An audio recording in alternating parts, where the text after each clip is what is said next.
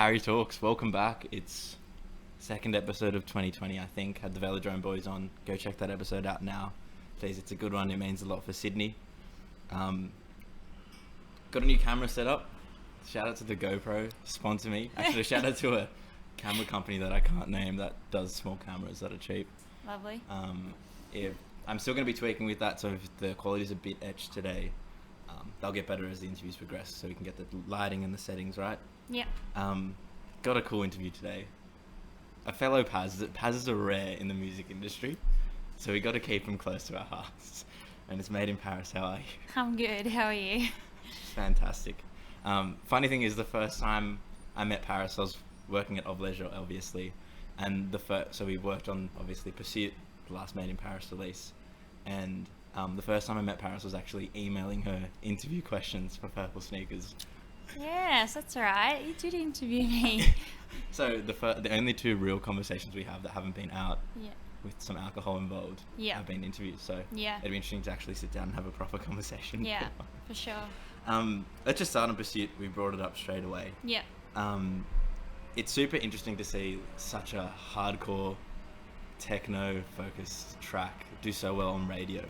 Yeah, it blew me away, just the feedback and the fact that it's gotten on Triple J and it got full ad and they've been giving it a rinse once a day practically. It's just insane, and I think a lot of other people have reached out to me and they have just said how crazy it is and cool it is to see techno coming in, and it gives them hope. A lot of these up and coming techno artists around Australia that they can perceive do stuff like that, you know. Crack radio as well. Yeah, crack radio. So do you think that there was anything special about Pursuit on the commercial side of things that made it stick on radio, or do you think it was just a banger and that's what did its justice? yeah, I don't know what it is really. I think if Triple J likes something, they'll just take it on like full ball. I think it's just you take your luck and you just got to throw your all into your production, and if they take it, they take it. And yeah, I'm just stoked that they were wanting to go for this one, so it's good. Yeah, I love that track. It's so, and I like dance music that's grand. Sometimes it can be super narrow-minded, where it's like super punchy, super narrow focus, super dancey, super hardcore club vibes. But for me, Pursuit's something that's a bit bigger. It's like a bit more grand and open and luscious at certain times as well. Yeah. Where did you write Pursuit? So I made a lot of Pursuit when I was on tour. I sort of started the idea when I was in my hotel in LA, when I was doing my last tour, around the US. And from there, I got a train to San Diego and wrote some more on that. And that's sort of where the idea, I guess, started flowing with the Pursuit. Yeah. And everything like that. Pursuit. It's just a driving track, and it just feels like it's just taking you somewhere, and you're just on a journey, but like a strong journey. Yeah. Like you're out to get something. Yeah. And then I kind of got back to Sydney, finished the last bits and pieces, and sent it off to Off Leisure, and they were pretty stoked. So Yeah. that was good to hear. So that's sort of how it was made. So you wrote it on the road. A lot of artists sometimes say that they're not in their comfort zone on the road. They're not inspired on the road because of how much traveling and that sort of thing there is. Yeah. How do you feel typically making music on the road? Is pushing yourself out of your comfort zone something that adds inspiration to your work? Yeah, Or- I think you get inspired when you travel, for one. So that it all takes a play into producing, and I think also I was doing that tour solo, so I had some time to myself, and I just used that to its advantage. So yeah, that's kind of how it sort of happened.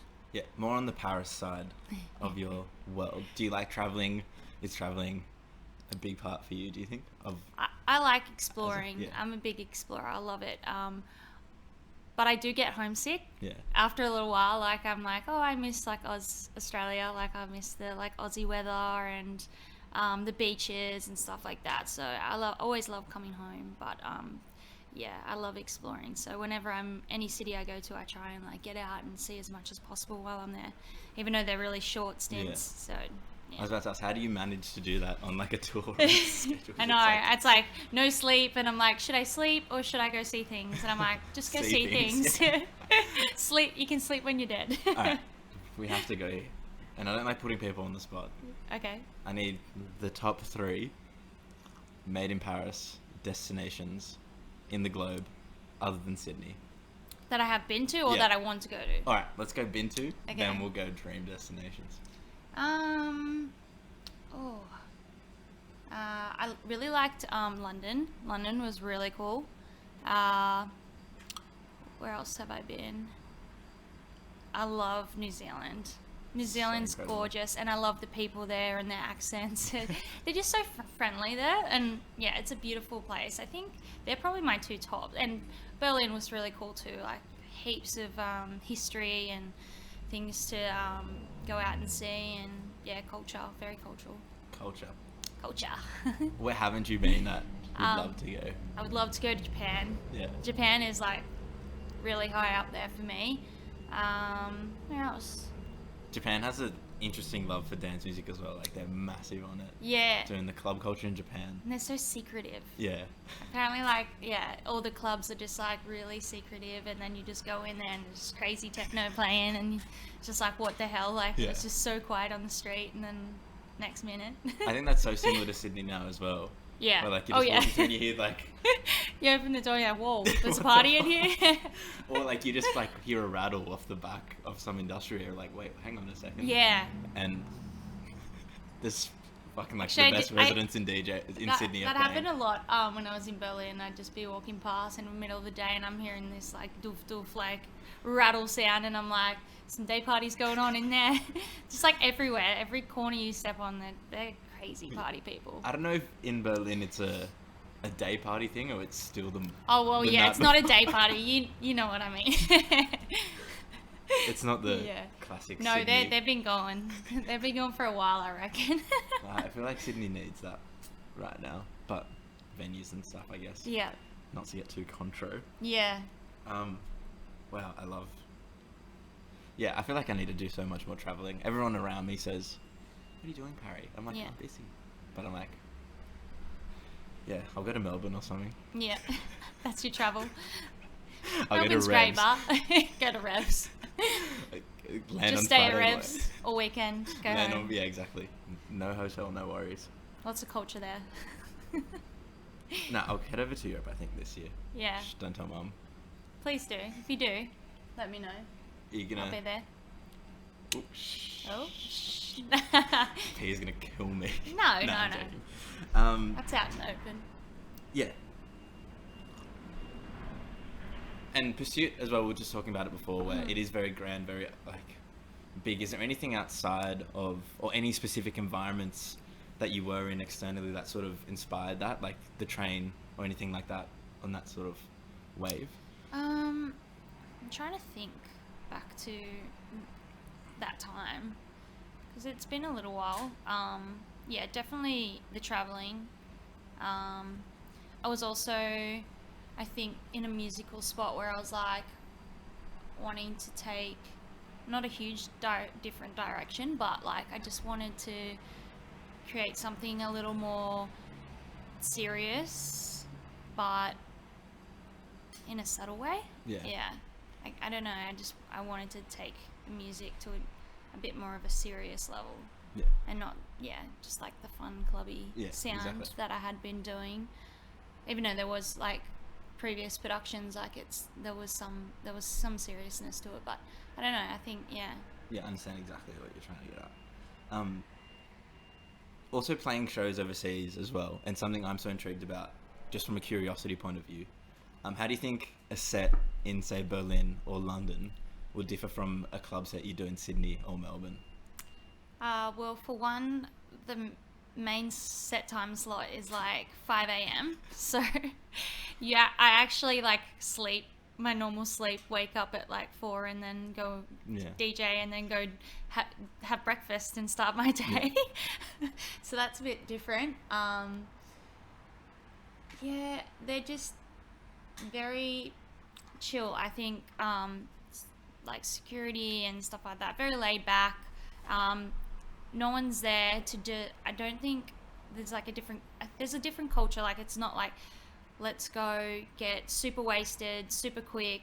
Like they're in for the long run. Yeah. Like they're just chilling and just enjoying the music, and definitely there for the music. You can really see that, especially like in Europe areas as well. Yeah, so interesting. I feel like we're slowly building to that culture as well as our underground in Sydney gets bigger to the point where you have to buy hard tickets to see a DJ you really like. Yeah. And like it's not that much more expensive anyway. And we see it with your shows as well. Like you're playing Oxford Art Factory, you can't get into Oxford Art Factory just looking to get pissed and having a night out. So like as our underground builds, I think away from like a walk-in club sort of culture, we're slowly getting towards that. But Sydney will always be a bit further behind. Yeah. From Berlin. We're very limited. Well, we have been over the past few years with the lockout laws and everything like that. Really put a dent in on our scene. So we're just rebuilding. Yeah. Like you said, that's us now. But I sort of love like this because I'm so young in the game. This rebuilding stage is so exciting because there are so many new promoters. There's so many people using like unique spaces to throw parties. Yeah. And it's so exciting. Like looking forward in the next like year, I feel like so much will shift and change. So yeah, for sure. I think so too. I'm fucking keen. Yeah. Like even the gallery party we went to, and Angus will be the next episode. That was fun. Where this is a great story as well. Like I was just like vibing so hard. Like just this is the fucking best thing ever. Yeah. At this spot in Marrickville, where like it's like a car park. Yeah, it's like a car park party. Yeah, and then where it's like full security, like full proper, like the highest tier venue. Yeah. Full sound system, full decks, full stage and everything. Yeah. And then I just get a tap on the shoulder. I'm like, I'm so in the zone right now. Please don't. And it's just Paris going, Paz! I'm like, oh, get in here. Get the biggest hug, like sweating profusely. I didn't like. Yeah, you were really enjoying yourself when I got in there. You were full in. And then it's just a testament to like that's such a new Sydney spot. Where we could even see like a Made in Paris DIY BYO headline show one day, which we really is so exciting. Think out of the box. Yeah. We get very creative, and I love that. That's something I really love about Sydney's underground scene, for sure. We're just young people trying to have fun. Really. Yeah, we'll make a way. No one can stop us. No, you heard her. Yeah. Let's take it back, because Okay. I feel like I was doing a lot of research and I feel like there hasn't been a lot on this. What was your first introduction to music going all the way back? Do you remember things that were playing in the house that you were listening to? Yeah. Like as a child, like what was the first musical like awakening for you? Well, my mum was really into like sort of like folk and like indie sort of stuff, like the Waifs and Angus and Julia Stone and Tracy Chapman and stuff like that, which was really nice, and connected emotionally on an emotional level with that type of stuff. And then my dad sort of listened to Red Hot Chili Peppers, Pearl Jam, all those type of more rock, psychedelic stuff, which I thought was really cool too. I've gone through so many different music, I don't know. Phases, yeah. And I guess obviously their music I fell in love with, and that always is close in my heart, all those older bands and singers and stuff like that. And then from there I kind of went into this bit of a surfy mode where I was like listening to Jack Johnson and Pete Murray and all those, and then I quickly found a love for like R&B. Someone's party going on out there. I think that might just be a car that's pulled up. Someone's heard that Paris is here and someone's playing literal techno outside. We might need to close that window, but these mics are so sensitive. Yeah, so it's fine. Cool. Sorry to interrupt. That's alright. And then I really got into like R&B. Yeah. And that was like a lot of my early teens. And then I found electronic music I must have been early teens as well. And my older sister, she's 5 years older than me, so she started going to parties, and she was buying like all the like Wild CDs and compilations and the Ministry CDs and stuff like that, like the OG ones and stuff. So I would always go in and steal those CDs and getting a lot of shit for it, but that's kind of where I found like dance music and stuff. And then from there it was like listening to like Tigger, Mastercraft, all that electro stuff. Like that was like big for me. Like I think that was my first love for electronic music. And then slowly it just changed. I think the more I delved into like electronic music, as where I found like the more darker sort of sounds, and I got like into like Adana Twins and things like that. And once I moved to Sydney, I started going to like Spice and Sash and things like that. And that's where I found my sort of niche, I guess. It was like a development. Where did you grow up, if you don't mind me asking? I grew up everywhere up and down the East Coast. All right. So I was family originates from around Bega area. I was born in Pambula, which is like not far from there, just down south from there. And then I had moved all the way up to Byron Bay.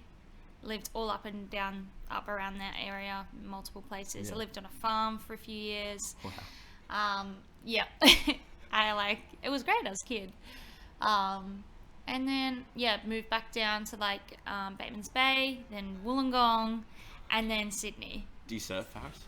I did surf for a bit, but I'm really shit now. I sort of lost my mojo on that, and but I've picked up skating again, which I'm liking. That's fun.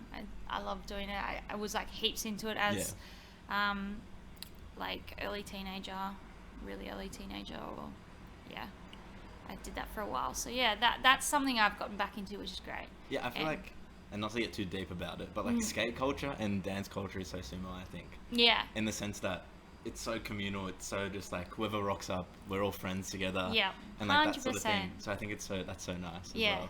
I do love that. What else do you do for leisure? Now that we're here. What else? Leisure. When you put the keyboard and drum machine away. Yeah. Well, I love exercise. I love the outdoors. I love going hiking. Getting together with friends and doing things like that is really fun. The beach. Love the beach. I've just moved. You'd expect so. I've literally just moved like from a 2-minute walk from the beach. So I've been going there every day. Going for a swim, going for a walk along it. It's a happy place for me. Yeah. Nature is just the best. And like the culture that we're in of like dance music is so metro focused and so like city focused and hardcore, like warehouse spaces, club spaces. Yeah. And that sort of thing. So like taking a step away from that, going to nature and stuff, it's like and a lot of artists connect with nature. Yeah. It's just like we're kind just of like empaths, I guess. So we need that. We need that time to reconnect with nature, I think. It's so beneficial for any artist, I reckon. Yeah. And I had an awesome conversation with another artist, and we brought up the point that being in nature is so similar to being in like a club, when it's like when you are fully focused and fully immersed, and it's like the world doesn't exist around it. 100%. And when you're swimming or when you're on a hike, it's like you're not thinking about anything. You're just like purely in the moment. Yeah. And it's like such endorphins and just like running through you. It's like you're such a similar feeling. Like, it's fucking unreal. 100%. Man. I totally agree with you there. We're just walking tropes here, Paris. We're just the most generic. And I'm not even a DJ. One day. Want me to train you? Look, the only reason I do this podcast is that I can have DJs on so that I can pitch to them being like, hey, by the way, can you teach me? Can you teach me? No, I know how to mix. I'm sure you do. I'm pretty sure everyone knows how to mix in this industry. I listen to like the most generic soul house and stuff like 9 times out of 10. If I was a DJ, I'd play like a dinner set, which is like the easiest shit to DJ anyway. These songs are literally the exact same anyway. So they flow. Yeah. When you start getting into vocals and stuff, that's where I tap out. If there's a vocal on the song, I'm out of here. Yeah. it's a bit daunting, isn't it? You're like, is my next track got a vocal in it? Is it gonna clash? Let's talk about early DJing. Okay. Maybe you can give me some inspiration. When did you decide? When was it the moment where it's like, I might be able to do this, or I might have an intrigue in potentially DJing? So I think it was my 15th or 16th birthday. That was around the time that I found like a love for like electro sounds and everything like that, listening to the Ministries and all that, and sort of like got an understanding of what a DJ is, what it does, and like how those combinations sort of like kind of like mixing in itself, because they mix them together. So I think that's where I was like, it sort of got my attention, and then I made my mum buy me like a little DJ controller, and I had no idea how to use it. Like, I didn't know any DJs. I was just like, Mum, I want to be a DJ. Can you get me this thing? And she's like, okay. And then I would just literally fade it from one song to the next, and I thought I was like doing it, and I'm like, cool, and like showed my friends, and I'm like, this, yeah, right. Anyways, and then just after that, I sort of gave up on the idea a little bit, and then it sort of came back to me. I started becoming friends with DJs, dated a DJ. That's how it always happens. Yeah, that was like when I was like 18, and then they taught me how to mix, and then that was done. And then I found myself like a copy of Ableton, and shortly after learning how to mix, I started making music as well. Yeah, I feel like there's something, like a lot of people think just because you're a DJ you'll automatically know how to produce, but they're such different, different, like the most opposite skills. So the fact that you picked them up at the start is super interesting. Yeah, because I don't hear a lot of people do it that way. They've been a DJ for a while, and they're like, okay, well, next step is producing. I think within 6 months of learning to beat match and stuff like that, I was like, I want to be making stuff so I can play it. Yeah, and do you think having that, producer edge early on sort of helped out, because you knew, like, when you were DJing, to know like what sort of tracks really work and that sort of thing? Yeah, I think so. Definitely is beneficial for you to know your tracks inside and out. Yeah. And if you're producing, you know how like arrangement works in a track, and how they can flow together, and how you can put one another together. Yeah, I agree. And obviously, like, we'll jump all the way forward and be like, do you think is playing originals for you now the highlights of your sets, and seeing the reaction of your originals probably the best? I get really torn on, because I find so much like good music, and I'm like, which one, like, I want to fit in my tracks, but then I also want to be playing these tracks because I'm so excited about them. And after you hear your songs like 1,000 times, it's like, maybe everyone else is excited and wanted to hear it, but like, it is good, but it's really, really cool to see reactions especially when you first finish a track and you like give it its first rinse. It's exciting. Yeah, is playing like a demo or a early edition or an idea of a track live and seeing the response a part of your creative process?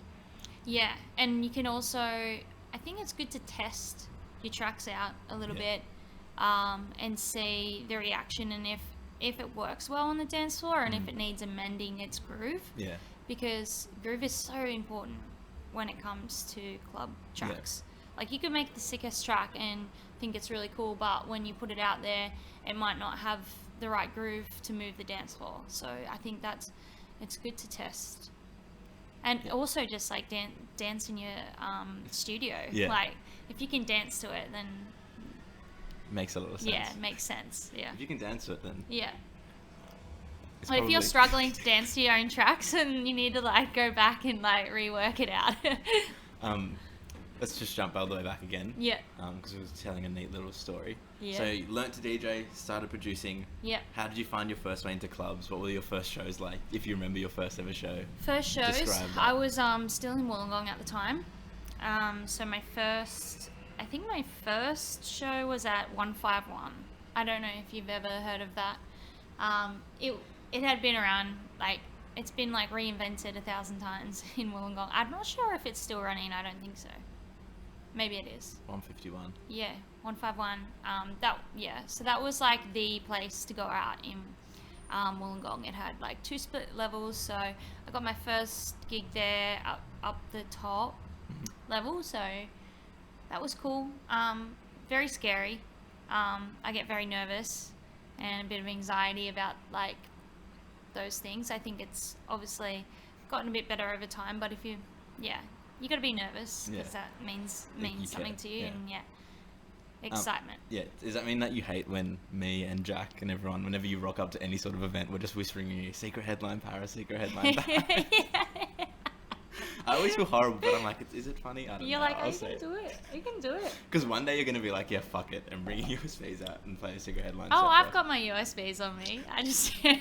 The second Parry. I feel, sometimes I just feel a bit guilty, like, just taking over someone. Yeah, of course. If there's, like, a spare, like, slot and it's just all in, then that's okay, but I don't like to rain on people's parade, per se.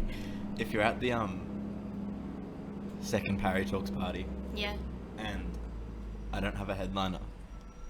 We may have just given you the hint of who might be the headliner. Is it a secret? You're unannounced. Unannounced? No, we'll just... Secret headliner? Someone will accidentally cancel on the night, and then you'll come, and I'll be like... Jump on. I need someone to DJ. Look, I'm here for you, so... No. If that happens... I've got your back, until you know. Your booking agent is calling me on the Monday morning. Like, what the fuck did you just do? Gotta be mindful of that. Nah, just kidding. All jokes. It'd be my dream to actually book Paris one day, so we'll make that happen. We'll manifest that now. Yeah, let's manifest. One day. I'm gonna hit you up and be like, hey Paris, offer. Yeah. And we'll make it that way. Yeah. Did you feel like... So you talk about coming to Sydney and then it like a lot exploding from there in terms of your musical brain and your like club music brain. Yeah. Do you want to go a bit more into that? Like, what did you see in Sydney? What spaces were you in Sydney? That sort of triggered like a bit more of an emotional response to the dance music. So when I moved to Sydney, I was playing at I was getting a couple of gigs at World Bar. And that was like called Cakes on the Saturday night. That was like the old stomping grounds for me. Like, we'd be there every weekend, and it was really when King's Cross was really thriving. So yeah, that was really cool to do that, but again, I wasn't getting to play exactly what I wanted to play. Like, I was playing more along like electro house, bass house stuff, which was all cool, but I had kind of passed that point.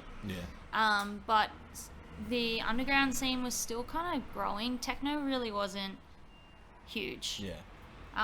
There was literally like, I think there was one other party, I can't remember off the top of my head now, that was doing like real heavy techno stuff. And then other than that, I think I kind of started finding more cooler, deeper, emotive, like underground stuff at Spice. That was kind of where I found like my little pocket. I was like, this is actually really cool. I got a lot of inspiration from going to those nights or mornings. Both. Oh, I can't relate because I'm only post lockouts and I've got no idea. And and then followed by Sash, because Spice sort of, after the lockout laws came in, Spice took a hard hit, really affected them, and they had to end up canning their thing, and which was really sad, because that was like a really special spot for me to connect with music and stuff like that. So Sash was kind of my next go-to. It would be cool to like go. If you went to the day party, it was more like deep house vibes, more lushy sort of sounds. And then you go to the night one where they chuck on some pretty cool like deep techno acts and stuff like that. It's a good range. And then obviously Good Bar now. Yeah. Done some few good nights there. And the Burdekin, early days Burdekin, when something else was, Dave Stewart was doing his parties there. That was kind of a place to where we'd go. Yeah, I feel like Oxford Street's had a bit of a revival. Yeah, 100%. Because like now it's like Universal, Burdekin, Oxford Underground. Of like 9 times out of 10 we'll have a house or techno night. Yeah. And then Good Bar as well. Yeah. And like that, like that's like our new little hub, becoming. Yeah, for like on the days like this night, there's Fjark. Yep. And I don't know if it'll be announced by the time it should be announced. It gets announced on Monday. Yeah, it's Fjark and Nina Kravitz at Universal. Wow. And then it's DJ Boring. Spoiler alert. No, it'll get announced.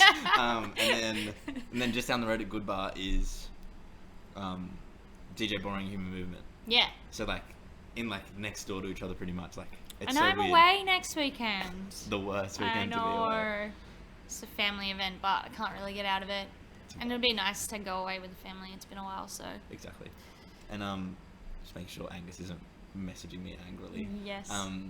Yeah, so I think it's so exciting that and another night, I think 2 weeks later, it's Object Blue at Oxford Underground, and then across the road at Universal is Black Madonna. Yeah. Oh no, I think someone else that I've forgotten about. Yeah.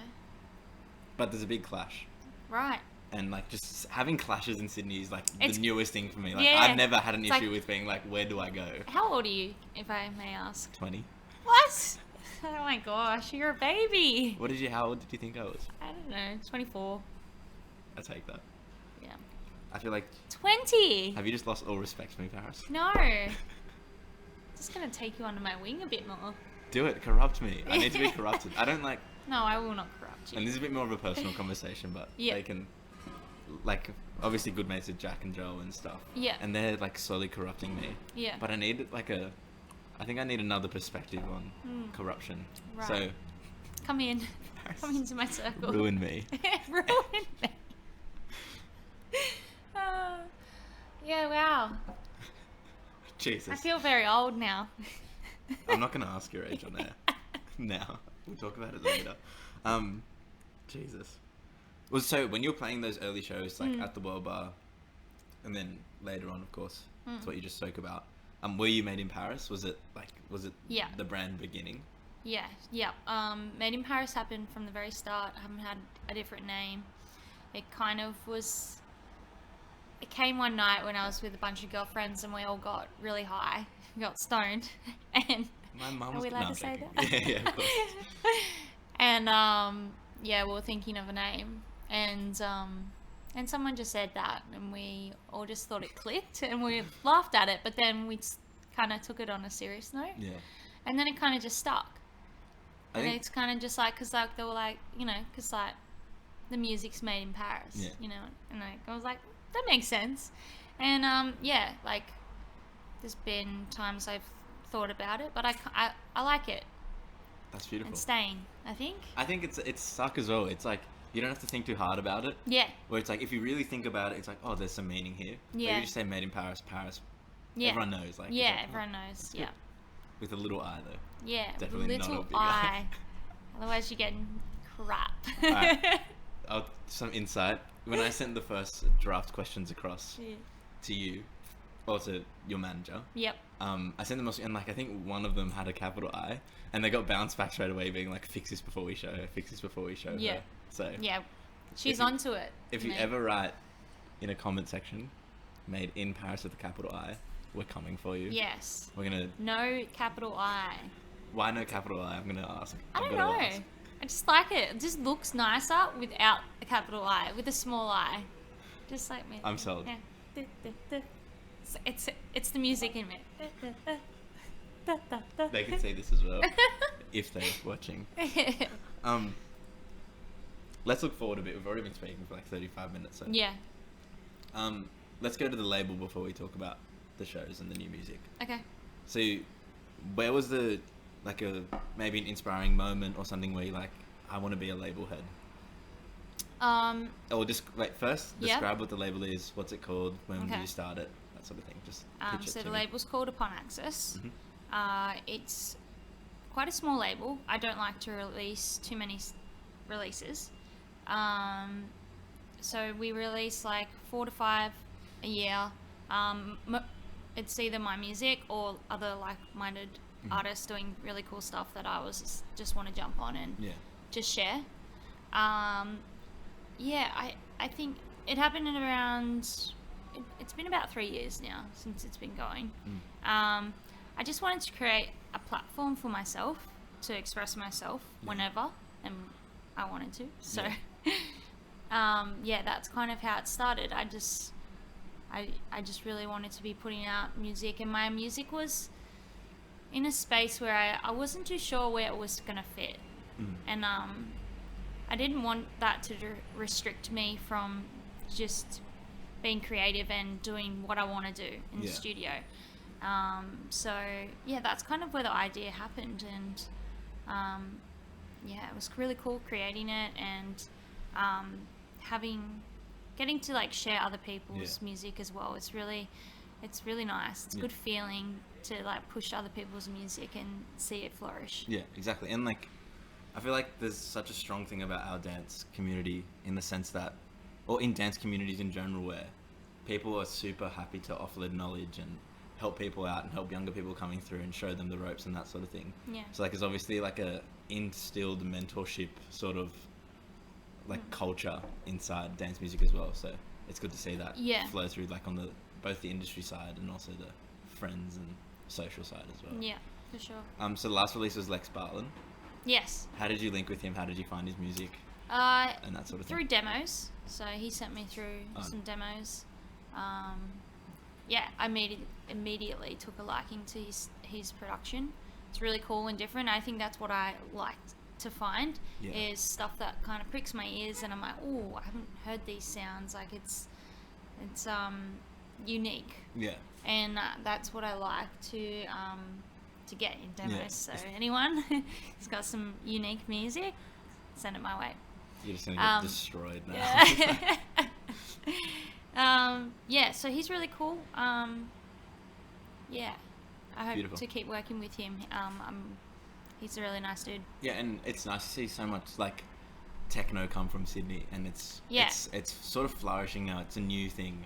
It's been really hard to find artists in Sydney doing the cool techno stuff. I think it's just becoming a thing. I've got so many artists from Melbourne sending me through demos, cool stuff, and I've signed a few of them. But yeah, Sydney is only just sort of, I'm starting to see it now, which is cool. But I mean, I feel like Melbourne is always ahead in the underground scene than Sydney, unfortunately. I feel like, probably it's true. It is a little bit, but like we still got it. Yeah, exactly. It's just smaller. Yeah. That's the only thing. We still have a scene. Yeah, it's growing. Yeah. I think it's just Melbourne's a bit bigger. Yeah. And they also didn't get lockout laws and everything else. So. And at the same time as well, we're just talking about the growth stage, and we're going to see that flourish. And in the growth stage as well, people are going to be so much more urgent, and there's going to be a lot more necessity to help people out, and like there's going to be a lot less complacency. I think that sometimes it happened in the lockout law era for Sydney, but now there's not going to be that complacency. It's going to be a lot more. We need to fix this. And like with that, hopefully more artists come out that you can sign and make money off. Yeah. Or lose. Or lose copious amounts of money. Going forward, let's talk about Exordium and the tour. Oxford Art Factory. Massive congrats. Thank you. Is this your first, do you think, concert level sort of vibe in Sydney? Yeah. It's my first hard sell ticket run, so. Oh wow. It's been really cool creating everything and the mini album, and also working on visuals and the stage setup and design, and it's going to be pretty cool. Like a lot of thought and effort is getting put into it, so I'm really excited for it to all come together, and to play Oxford Art and headline that place is pretty cool. It's a good space and it fits the vibe, I think. Yeah. And it's like a big club Oxford Art Factory, I feel, because it's got those poles and it's like super intense and industrial in the feel. Yeah, industrial. And it's love it. fucking loud. Like Yeah. it's so loud, and then you walk out and you're like, holy shit, where am I being? Yeah, good sound. It's beautiful. Spoke about visuals already. Mm-hmm. Do you take a lot of the reign on the visual side of things, or have you got like an artist who really like to do it? What's the process there? Yeah, I've got, so I sort of come up with some ideas and a concept. And obviously a lot of you guys have seen the tour art, and that's sort of what it's based off.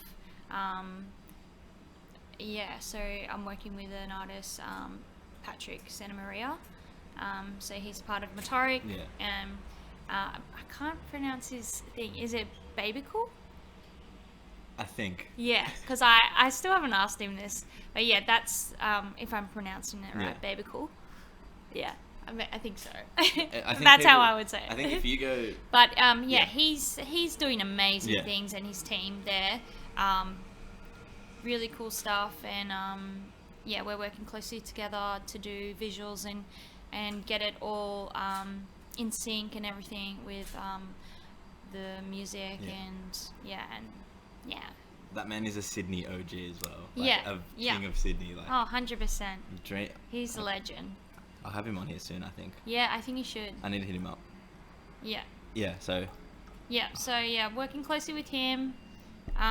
Also, Vi from Ataric as well. We're working closely together to set up design for the stage, which would be really cool. Yeah. I'm not going to say too much. Yeah. But it's going to be exciting to see it all come together, for sure. Why do you think it's so important to be so, like, more than just a sonic experience now going forward for you? Like, have you seen a show that's, like, sort of triggered and been like, this is so special, or why do you think you're ready for it now in this point in your career? I think once you get to the position I'm in now, after playing, like, a bunch of club shows throughout Oz, and you're getting to the point of hard sell ticket, you want to give the punters a bigger experience, worth their buck, I reckon. And it's just really good having that whole 3D aspect of the sound and the experience and the visuals. It's really exciting, and it really leaves a mark on people. Like, I previously just went to go see Floating Points. Oh yeah, I was there that night as well. Were you Absolutely there? Ridiculous, yeah. Far out. I like left that just like mind blown. It was so cool. That was like really cool. They just got me even more excited for the tour. I was just like, even though I'm sure like, that's a lot of work to do what he did, but just putting my foot in that door is pretty exciting. Yeah, and that show was fucking unreal. I remember just like, I was just ready for like, because we had a big weekend, had some big nights the nights before. Like a whole lot of people were in Sydney, and then I thought that was going to be the cool off of like this really nice electronic music, chill, just sit and watch. Yeah. But like I was just down there, like it was so intense, it was so beautiful. Oh, it was so beautiful. Like, the lighting and just how it just jigged and stuff. It was insane. If anyone hasn't gone to see him live, it's a must. Yeah. He's like, I think his sort of sound is like really inspiring me at the moment. What else are you listening to, music-wise? Can be outside the dance world, inside the dance world. Just stuff. What's on the Paz? I'm trying to think. Outside of music, I've been listening to like Benny from New Zealand. I love her. You guys are gonna laugh so hard. I've been listening to the Justin Bieber Do you like album. Yeah. I have a soft spot for him, but Babe is beautiful. Everyone's like, "What techno artist listens to Justin Bieber?" Hell yeah! Yeah, I think it's play that shit in the car. Do you think it's important for you to listen to stuff outside of just like the techno dance music world, to keep yourself not so narrow-minded and keep yourself inspired and expanding? Yeah, I think there shouldn't be any limitations to what you listen to, and you can grab inspiration from anything. Any genre. I'm trying to think what else I've been listening to. Did you listen to the new Tame Impala album? Yeah, actually, no. I have been listening to Tame Impala. That's really nice. Cool. It's I'm liking heaps it. dance music inspired as well. Yeah. And I didn't expect it to, and I was like, what? This is a house record. Yeah, it's really There's cool. like 909s and stuff like what? Yeah. Yeah, it's beautiful. The production in it's really lovely. So yeah, so I actually been listening to that a bit. I feel like I need to like pull up my like Spotify. Oh, she's done it. She's gone on her phone. The first Parry Talks guest to go on their phone. No, I'm joking. I'm joking.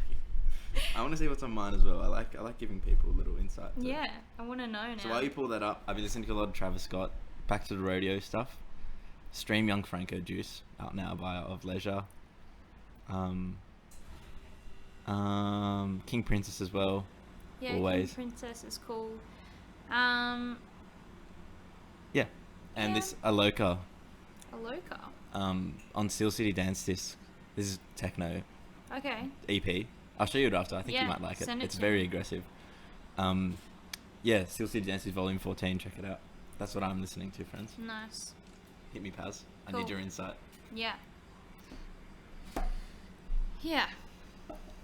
I'm just trying to like Lime Cordial and stuff like that as well. It's just like for more chill stuff. Yeah, I don't know. I'll put you on the spot. Yeah, put me on the spot now. I'm going to put you on the spot again. Oh gosh, here we go. I asked this out to everyone, but now that I'm just slamming you. Yeah. Do you have a favourite mix / boiler room / circle that's just like the king of mixes? Iconic mix? Ooh. Or like 2 or 3 that just like in no particular order that are just goat mixes. I do like the Injuna Deep mixes. Pretty cool. What else have I... What other mixes? I don't know. You have put me on the spot here. I just bully all my guests. You bully me. I get them in and I'm like, be ready for a grilling. Yeah. And then just handcuff them to the desk until they answer all these horrible questions. Yeah. Let's talk about... yeah. Don't about it. Let's talk about the music. Okay. It's a mini album, not an EP, not an LP. Yeah. It's a mini album. What does a mini album mean? Okay. If you want to explain, I'll give you the platform. Take it away. Well, it's more than an EP, but it's less than an LP. And it's around... So it's 6 tracks. So it's like half an album. So we've titled it like a mini album. And it's kind of worked. Yeah. Cool, because everyone's like, what's that? Yeah. What's a mini album? It's exciting. It's catching people's eye a little bit and attention, which is cool. It just sort of flowing, like, I don't know. Yeah, is writing a longer body of work in the terms of like putting 6 tracks together that make sense together, that flow nicely, more like a more exciting task for you as a producer than just doing like club singles and that sort of thing?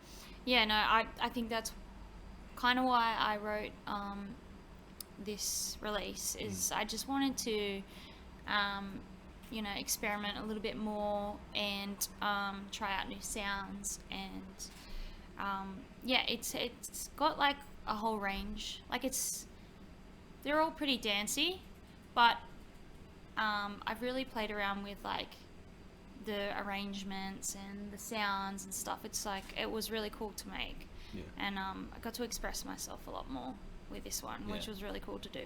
Do you have a favourite track off it that you can just tease everyone with and just get them hyped for it? Or if you want to describe a certain track and just to get the hype going. Okay. Because you're putting the teasers out, which is obviously causing a bit of a ruckus as well. Yeah. And then like you're very open with this project and like very just like you just want people to be excited for it. Yeah. And I think it's such a unique rollout, and that's like exciting to see. Instead of where sometimes a lot of DJs can keep their cards to themselves and be like, oh no, like I'll play it in the set, but like there's no way I'm giving you the ID for it. There's no way I'm giving you a snippet. Well, I think the idea of like the teasers was like good to like get the punters aware of like what they were gonna go listen to, because it's kind of the tour is kind of like a listening party as well. Yeah. Because I've sort of aimed to release the whole release after the tour. Yeah. So everyone that goes to the shows is going to hear the songs for the first time. It's not going out to any DJs. It's just that's the first time they'll hear it anyway. Besides the little teasers. Exactly. So there's I like the one. I don't know. It's tough. They're all your quite ways, different. Yeah. Like Exordium is like great. I really loved creating that really opener track, and it just like builds, and that was really exciting to do. And also really like Wasps on Mars. Yeah. Because which I is the just sec- created yeah. this really random like buzzing sound, and then it's such an eerie, clonky sort of vibe, and yeah, that's sort of where the song name came in, the title. Yeah. But yeah, it's like different. Yeah. I don't know, like it doesn't sound like anyone. Sounds like me. Yeah. I don't even know if it's the new me. Yeah, exactly. What skills do you think that aren't probably necessarily like directly that the audience can see, do you think you've developed the most, like putting this project out compared to some of your previous work? I think just like not having limitation on like what's expected from like a club track per se. Like I didn't really go out to just go make all club bangers in it. I think that was, and get to experience creating different ways of writing and arranging music. Yeah. I think that's what I got experience in that, which was really cool, and it got me more excited for like what I can do and things I can try now as well. Yeah. After putting out and putting so much effort into a release, like a 6-track, obviously it's a lot of work from the creative point of view, and then the visuals, and then the tour. You're going to get off tour, the tracks are going to get put out. Do you feel relief, or do you feel a bit of anxiety being like, holy shit, I've got to go again? Or yeah, that well, sort of I'm thing? already going again. Exactly, right. So I haven't even had, I was like, I'm going to give myself 2 weeks after this. And then I was like, no, I couldn't resist. Just back into it. So yeah, I'm already writing new music. Yeah, there's just a few places I'm sort of pitching to and stuff like that, and work like labels I'm working with at the moment. So yeah, I'm just like experimenting, but you know, it's good to just step out of your comfort zone, make sure. I think I have like a signature sound, but all my tracks, I try not to make them very similar to one another. I want them to be, as I was saying before, like pricking your ears, like just how I want to hear demos from other people. That's how I want to make my music. Exactly. Yep. I'm excited. I think that's a good point that's a nice full stop. Yeah. Made in Paris, exordium, tour. Do you know the tour dates? Yeah, so we're kicking off the tour on the 17th of April for Sydney show, and that's at Oxford Art. And then 18th is show number 1 for Melbourne, because we just sold out the other day. I know, I was stoked. So yeah, that's at the Nightcat. Following weekend, second show for Melbourne will be on that following Friday. I think it's the 24th. We'll put the dates in the bio as well. 24th for the second Melbourne show, and then Perth is finishing up in Perth, so that's on the 25th. Beautiful. Yeah. If you're at the Sydney show and you find me... Oh, we'll find you. No, not you. Oh. A fan. Trust me, you'll see me. You're just gonna hide? And a fan comes up to me and says, Parry talks to me, I'll buy them 2 drinks. Okay. Made in Paris. Paris talks. Parry talks. Thanks for listening. Thanks for having me. Anytime, Paz. Legit, anytime you want to have a conversation with someone, let me know and we'll do it. Cool. Take care. Thanks. I'll see you next week. See ya.